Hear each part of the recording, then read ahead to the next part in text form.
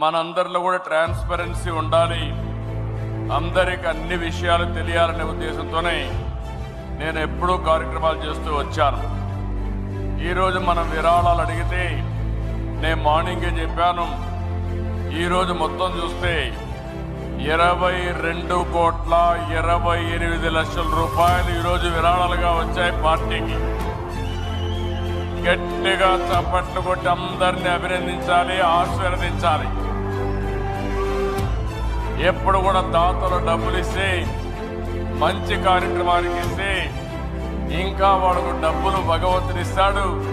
తద్వారా ఎప్పటికప్పుడు డొనేషన్లు ఇవ్వడానికి అవకాశం ఉంటుందని చెప్పి కూడా నేను మీకు తెలియజేస్తున్నా. ఇక్కడే కడపలో మీరు చూస్తే మాధవరెడ్డి ఉంది,